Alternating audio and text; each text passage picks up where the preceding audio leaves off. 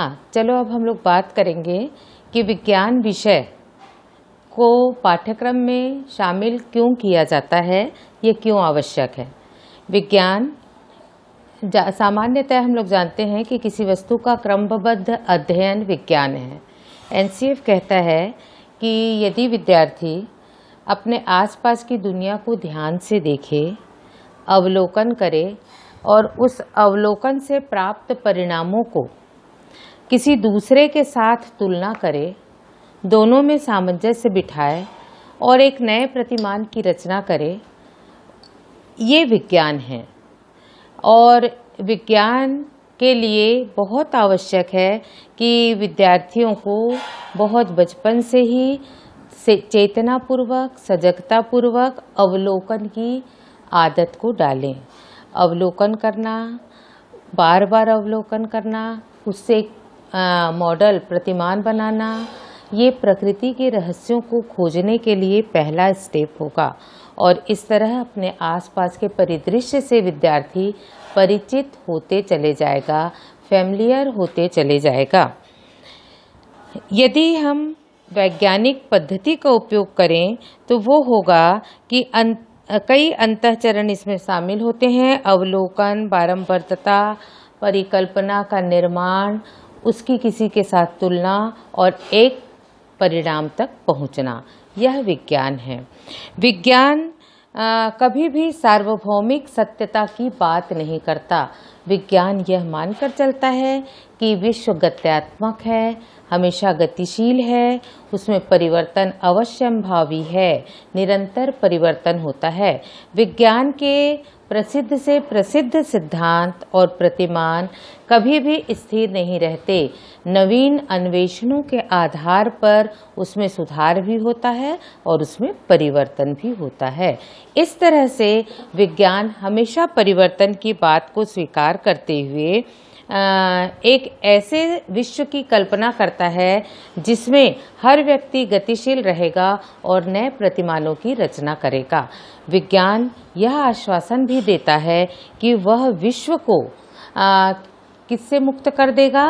गरीबी से। किससे मुक्त कर देगा? गुलामी से। और एक समतामूलक विश्व का निर्माण करेगा। कैसे ऐसा होगा? ऐसा संभव कैसे होगा? ऐसा संभव तब होगा जब हम विज्ञान और तकनीकी के सहयोग से हर क्षेत्र में विकास करें और उस विकास के माध्यम से जीवन शैली बदले, सर्वसुलभ हो, लोगों को जीवन में उपयोग की जाने वाले संसाधनों की उपलब्धता को बढ़ाएं, तो निश्चित रूप से समतामूलक समाज की संरचना में विज्ञान सहायक होगा। यदि आज हम चाहों और दृष्टि फैलाते हैं तो इस चीज़ को पाते हैं कि विज्ञान ने हमारी जीवन शैली बदल दी है और बहुत सारे लोग बहुत अच्छा जीवन जीने लगे हैं। किसानों ने उत्पादकता बढ़ा ली है तो उद्योग के क्षेत्र में उन्नति हो गई है, इलेक्ट्रॉनिक और सेवा के क्षेत्र में भी उन्नति हुई है और सब में विज्ञान का बहुत बड़ा हाथ है। यदि हम वैज्ञानिक शिक्षण की बात करें तो कुछ रणनीति का अपनाना या कुछ परिमाणों को मापना, उसको मानक को तय करना बहुत आवश्यक है। पहला है संज्ञानात्मक वैधता का। विज्ञान शिक्षण में इस बात का जरूर ध्यान रखा जाना चाहिए कि जो वस्तु, जो पाठ्य वस्तु हम बच्चे तक पहुंचा रहे हैं वो उसकी उम्र के अनुसार है। संज्ञानात्मक वैधता वही कहलाती है। बहुत छोटे छोटे बच्चों को विज्ञान की जटिल अवधारणाओं को जटिल तरीके से अवगत कराना संज्ञानात्मक वैधता नहीं होगी। इसके बाद दूसरा बिंदु इसमें है कि संज्ञानात्मक वैधता को पहुँचाएं, वो संज्ञानात्मक स्तर तक हो। यदि किसी विज्ञान के सिद्धांत को सरल से सरलतम करते करते उसकी मूल भावना से हम हट जाते हैं तो भी वो संज्ञानात्मक स्तर नहीं कहलाएगा। इसलिए जिस स्तर के बच्चे हैं उस स्तर तक ही वैज्ञानिक दृष्टिकोण को पहुंचाने की बात की जानी चाहिए। इसके बाद प्रक्रिया को भी वैध होना चाहिए। विज्ञान को विज्ञान की तरह ही पढ़ाया जाना चाहिए। विज्ञान के सिद्धांतों को समझाने में अनावश्यक सरल करने के लिए सेंसलेस उदाहरण जो उसमें उचित नहीं होते, उसका सहारा लेके बच्चों को नहीं देना चाहिए और प्रक्रिया का पूरी तरह से पालन होना चाहिए। यह प्रक्रिया वैध तभी कहलाएगी जब वह वैज्ञानिक दृष्टिकोण को लेकर होगी। इसके बाद कहता है कि ऐतिहासिक वैधता भी होनी चाहिए। विज्ञान समाज से जुड़ा है या विज्ञान समाज की उन्नति करने वाला तत्व है। इस चीज को विद्यार्थी तब जानेगा जब हम किसी भी वैज्ञानिक आविष्कार या किसी भी वैज्ञानिक सिद्धांत को बच्चे के समक्ष रखने में उसकी ऐतिहासिक पृष्ठभूमि की भी चर्चा करें कि ये सिद्धांत का प्रतिपादन कैसे हुआ, इस मशीन का आविष्कार कैसे हुआ, दूरदर्शन गैलीलियो ने कैसे टेलीस्कोप बनाया, आदि आदि। जब ये पृष्ठभूमि को बच्चा जानेगा तो वो ये जानेगा कि जो वैज्ञानिक होते थे वो भी सामाजिक पृष्ठभूमि या समाज के ही व्यक्ति होते थे, वो भी सामान्य लोगों की तरह जीवन जीते थे। एक धुन के कारण, एक घटना के कारण उन्होंने ऐसा आविष्कार किया जो उनके लिए प्रेरणादायी रहेगा। पर्यावरण संबंधी वैधता को भी इसमें शामिल करना चाहिए। इन दिनों बहुत तेजी से बात चल रही है कि विकास विनाश के आधार पर नहीं किया जाना चाहिए। कोई भी विकास जो किसी चीज को नष्ट करके हमको प्राप्त होता है वो विकास स्थायी नहीं होता, वो हमको गलत परिणाम देने लगता है। जैसे कि हम इन दिनों छत्तीसगढ़ में 2 फसल 3 फसल की बात करते हैं। धान एक ऐसा पौधा होता है जो बहुत अधिक पानी लेता है और बहुत अधिक पानी लेने के कारण वो पानी को अवशोषित करता है और जब पकता है तो वातावरण को गर्म करता है। ये यदि 2-3 फसल धान की ली जाए तो उस क्षेत्र से पानी कम होते चले जाएगा और गर्मी बढ़ते जाएगी। ये 2-3 फसल धान की फसल का नुकसान है, तो निश्चित रूप से वो पर्यावरण के लिए खतरनाक है। इसलिए बहुत सोच समझकर पहली फसल क्या हो, दूसरी फसल क्या हो, फसलों के प्रकार को यदि हम बदलते जाएंगे या फसल चक्र का पालन करेंगे तो हमारा पर्यावरण सुरक्षित रहेगा। मैंने विकास की बात की जो विनाश के नींव पर खड़ी नहीं होनी चाहिए। जैसे उत्तराखंड है, उत्तराखंड में पहुंचने के लिए पहले लोग पैदल जाया करते थे और 6 महीने में चारों धाम की यात्रा करके वापस आते थे, किंतु अब सड़क का जाल बिछ गया है। आदमी बहुत गर्व से कहता है इंसान कि जैसा जीवन हम पहाड़ के नीचे जीते हैं वही जीवन हमको ऊपर भी मिलेगा, कोई तकलीफ नहीं होगी, हमको वही खाना मिलेगा, हमको वही साधन मिलेगा। और बड़े शान से वो उत्तराखंड में चारों धाम की यात्रा संसाधनों के बल पर करता है। ऊपर जाकर भी उसे चिप्स मिलता है, आलू पराठा मिलता है, एसी मिलता है और इस तरह से वो इन संसाधनों का उपयोग करता हुआ शान से जी रहा हूँ ये सोचता है। लेकिन इसका प्रभाव क्या हुआ? पूरा उत्तराखंड नष्ट हो गया, कई वर्षों तक वहाँ पर्यावरण रुक गया और प्रकृति को बहुत क्षरण हुआ प्रकृति का। तो इस आधार पर हमको विज्ञान का उपयोग नहीं करना चाहिए। हमको प्रकृति का दोहन शनैः शनैः करना चाहिए। इसलिए ये बात कही गई कि पर्यावरण के प्रति सजगता रखते हुए आविष्कारों का और उद्योगों का स्थापन होना चाहिए। और इसी से संलग्न बात है कि नैतिक वैधता होगी। यदि पर्यावरण के प्रति हम सजग करेंगे बच्चों को और उस तरह से उनका अध्ययन अध्यापन करेंगे तो निश्चित रूप से वो नैतिकता के मापदंड में खरे उतरेंगे, उनमें विश्वास की भावना होगी, समाज के प्रति उत्तरदायित्व होगा, सहयोग की भावना होगी, गरीबी के दुष्चक्र से निपटने के लिए उनका अपना एक दृष्टिकोण बनेगा। तो इस तरह विज्ञान जो है वो हमको एक अच्छी जीवन शैली, संसाधनों से पूर्ण जीवन देता है और इसको अपनाया जाना बहुत आवश्यक है। अब हम बात करेंगे कि विभिन्न स्तरों पर, कक्षाओं के विभिन्न स्तरों पर हम विज्ञान को कैसे पढ़ाएं।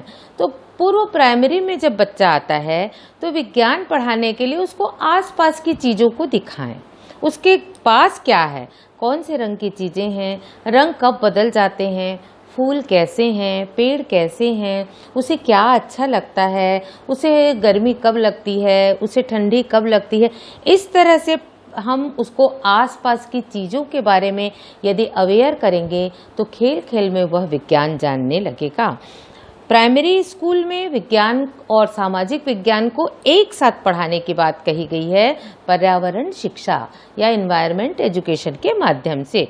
इसमें हम बच्चों को ये बताएं कि चीज़ें जब गर्म होती हैं तो उबलती हैं, चीज़ें जब ठंडी होती हैं तो क्या होता है, वर्षा कैसे होती, आदि आदि बातें जो वातावरण से संबंधित हों, जो विज्ञान से संबंधित हो, एक किताब के माध्यम से बहुत खेल खेल में उनको विज्ञान के दृष्टिकोणों से परिचित कराएं।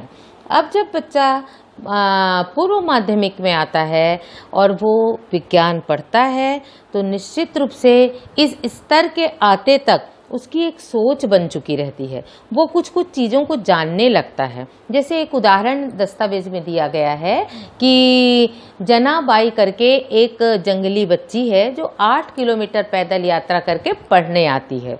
अब उसका सामाजिक जीवन कैसा है, वो अपने भाई के साथ बकरी चराने जाती है, वो धान और अरहर के खेत में अपनी माँ के साथ काम करती है, वो कभी कभी छोटे भाई को संभालती भी है और इस तरह से स्कूल आती है। जब वो स्कूल आती है तो पूरा जंगल पार करती है, वो पेड़ों को देखती है, पत्तियों को देखती है और स्कूल आने के पहले ही उनसे परिचित हो गई है। वो जानती है कि किस पेड़ का उपयोग हम ईंधन के रूप में करते हैं, वो जानती है कि किस पेड़ का उपयोग रंगों के रूप में किया जाता है और घर की पुताई की जाती है, तबीयत खराब होने पर कौन सी जड़ी बूटी का मैं उपयोग करती हूँ, बकरियों को चारा खिलाने के लिए मैं जंगल का उपयोग कैसे करती हूँ। अब सोचो वो कितने सारे 100 से भी अधिक पेड़ों के बारे में जानती है। लेकिन जब वो कक्षा में औपचारिक शिक्षण के लिए आती है तो उसकी विज्ञान की शिक्षिका लंबे चौड़े परिभाषाओं के साथ उसको विज्ञान का अध्ययन कराती है। वो जनाबाई की जानकारी को बिल्कुल भी कक्षा में उपयोग नहीं करती और उसे किसी प्रकार का महत्व नहीं देती कि वो विज्ञान को जानती है।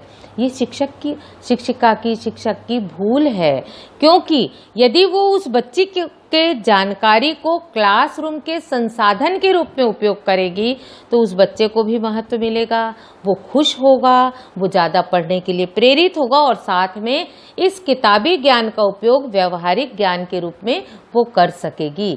तो इस तरह माध्यमिक स्तर में हमको बच्चों की जानकारी को कक्षा में अधिगम संसाधन के रूप में अपनाया जाना चाहिए। बच्चे इन दिनों बहुत ज़्यादा मोबाइल के बारे में जानते हैं, बहुत ज़्यादा विज्ञान के बारे में जानते हैं, एसी के बारे में, कूलर के बारे में। तो यदि उनकी इस जानकारी का उपयोग पढ़ाते समय हम कक्षा में अधिगम संसाधन के रूप में करें तो बहुत अच्छा होगा और इस स्तर पे स्टूडेंट्स विज्ञान को जीवन के आसपास की चीज़ें समझेगा। उसकी परीक्षा ग्रेडिंग सिस्टम से हो, निरंतर और सतत मूल्यांकन उसका होता रहे, उससे बातचीत के जरिए ये जाने कि उसमें दृष्टिकोण का, वैज्ञानिक दृष्टिकोण का विकास हो रहा है कि नहीं। इसके बाद आती है माध्यमिक स्तर। माध्यमिक स्तर में वो एक सुसंगठित विज्ञान को पढ़ता है। हम ये भी कह सकते हैं कि वो उच्चतर माध्यमिक स्तर में पढ़ने की तैयारी करता है और ये भी कह सकते हैं कि यह वह अंतिम स्तर है जिसमें बच्चा सारे विषयों का अध्ययन करता है। इसलिए इस कक्षा में 9वीं और 10वीं इसमें बच्चे को विज्ञान उसके आसपास है, विज्ञान के सैद्धांतिक पृष्ठभूमि, विज्ञान के सारे सिद्धांत, रसायन शास्त्र के लैब में बनने वाली चीज़ें, इनके बारे में वो शिक्षक जो है वो विस्तृत चर्चा कर सकता है। पर्यावरण का ज्ञान, यौन शिक्षा का ज्ञान, स्वस्थ रहने के संबंधी ज्ञान, स्वच्छता से संबंधित बातें, इन सब बातों को शेयर करके वो अपने विद्यार्थियों में वैज्ञानिक दृष्टिकोण भी उत्पन्न करेगा और इस स्तर पर उनको किसी भी समस्या में अन्वेषण की प्रवृत्ति को जगाने की कोशिश करेगा। कोई भी गृह कार्य चिंतन मूलक देगा और इस चिंतन मूलक गृह कार्य को करते समय विद्यार्थी अपनी मौलिक सोच का उपयोग करके अपना काम करेगा। ज़्यादातर इस स्तर पर प्रोजेक्ट दिया जाना चाहिए कि स्कूल में स्वच्छता कैसे हो, स्वच्छ पीने के पानी की उपयोगिता को कैसे हम लाएं, मलेरिया से कैसे बचें, इन सब बातों पर यदि समूह में बांटकर हम विद्यार्थियों से प्रोजेक्ट बनवाएं तो बहुत अच्छा होगा। उच्चतर माध्यमिक स्तर पर विज्ञान जो है वो अलग अलग खंडों में पढ़ाया जाता है। रसायन, भौतिकी, जीव विज्ञान और वृहद नॉलेज इसमें विद्यार्थी प्राप्त करता है और उसके में एक वैज्ञानिक दृष्टिकोण होने लगता है। वो सावधानी पूर्वक चीज़ों का अवलोकन करना सीखता है और अपना निर्णय बनाना सीखता है, दृष्टिकोण उत्पन्न करना सीखता है। यहाँ पर पाठ्यक्रम को बृहद बनाने की कोशिश नहीं करना चाहिए, पाठ्यक्रम को व्यापक बनाने की कोशिश करना चाहिए और शिक्षक का दृष्टिकोण भी उस फिजिक्स केमिस्ट्री को व्यापक तौर पर बच्चे को आत्मसात करने के लिए प्रेरित करना चाहिए। ये इस स्तर पर बात हो सकती है। अब मैं वैज्ञानिक दृष्टिकोण पर चर्चा करूंगी।